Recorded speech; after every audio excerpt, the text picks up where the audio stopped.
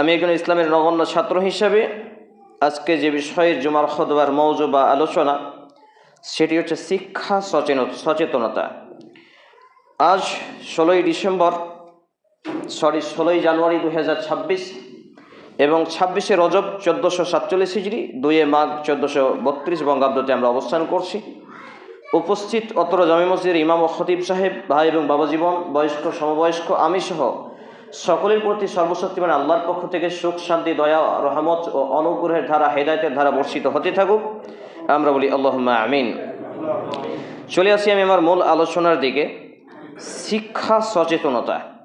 আলোচনা শুরু করার আগেই যে বিষয়টি না বললেই নয়, তার প্রথম কথা হচ্ছে এই জুমার দিনের কিছু রুলস অফ ল রয়েছে, সিস্টেমিটি রয়েছে, সুন্নাহ রয়েছে। এই রুলস অফ ল শরিয়া ভিত্তিক কিছু নিয়ম কানুন, বিধান বা আইন শৃঙ্খলা রয়েছে জুমার দিনের স্পেশালিস্টভাবে, যে বিষয়টি এক জুমাতে বা সংক্ষিপ্ত টাইমে বলা সম্ভব নয়। এ বিষয়ে আমার একটি লিখনে বই রয়েছে, জুমার দিনের মর্যাদা, ফজিলত ও আমল, সে বই বিস্তারিত আলোচনা করা হয়েছে।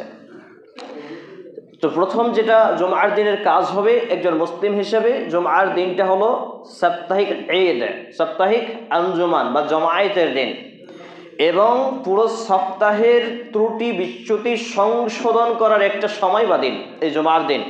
আর এই খুতবার মেম্বারটা হলো মুসলমান সমাজের ছোটোখাটো বড় যা ভুল হয়েছে এক সপ্তাহ যাবৎ, সেই ভুলগুলোকে সংস্কার আর দাওয়াতুল ইসলাহ, সংশোধন দিয়ে দাওয়াত দেওয়া। এটা হচ্ছে মুসলমানদের দাওয়াত।